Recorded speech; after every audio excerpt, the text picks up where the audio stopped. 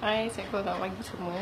Memandangkan hari ni pagi ni hujan, so sementara kita nak tunggu hujan berhenti tu kan, kita buat turban. Semalam ada, kita ada event birthday makan retro, so cikgu pada pakai macam turban ala-ala nak bagi apa, betul turban ala-ala bentuk pussycat lah.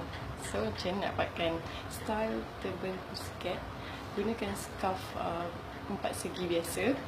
Okay, lepas tu just lipat silang lah untuk 3 macam ni. Okay, lepas dah lipat, tak kisahlah korang rasa korang nak panjangkan dia, boleh labuhkan lagi, ataupun kalau nak pendekkan, ikut kesesuaian macam-macam lah. Kalau macam ni, cikgu just lipat dia silang macam ni. Okay, lepas tu ambil yang bahagian yang bahagian ni, bahagian panjang ni kan, yang selalu kita letak dekat kepala ni, tapi kita letak dekat belakang macam ni. Okay, macam ni. Okay, lepas tu samakan bahagian bawah tu,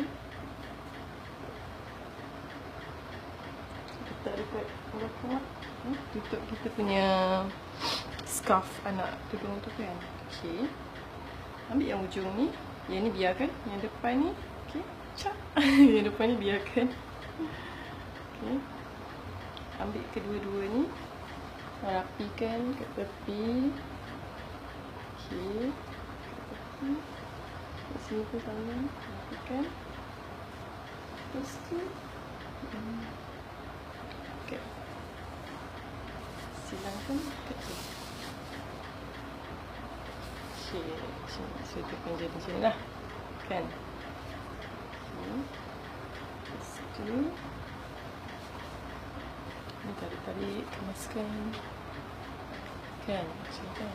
Okay. Baikkan. So ambil yang ni,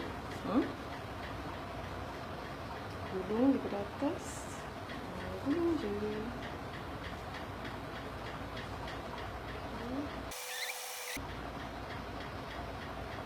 Lepas tu kemaskan dekat bahagian ni, ada macam tu kan, masukkan dekat sini.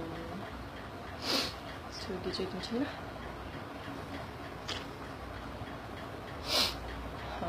Okay. Ambil yang belah sini pula. Okay. Ni sama juga, gulungkan. Semua pula apa pagi ni.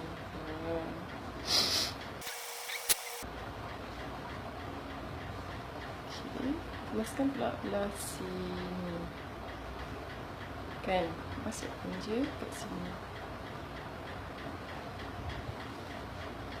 Okay, sudah jadi ala-ala, tada, ala-ala telinga kucing tu kan. Telinga kucing. Kalau tu berbusikat, tu berbusikat pun boleh lah. Okay, kemaskan lah dekat tepi-tepi tu kan. Okay, so yang balance ni ikutlah orang nak buat remos ke apa ke. So cuba just gulung. Ataupun salah kat sini. Okay, gulung. Lepas tu pusingkan je. Selit je.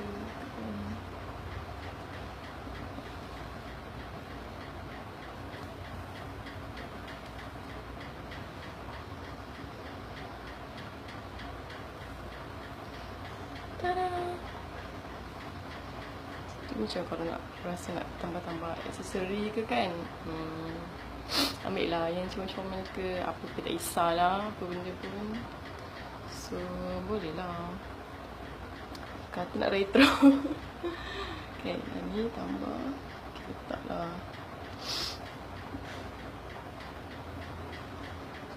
Pencomel ni.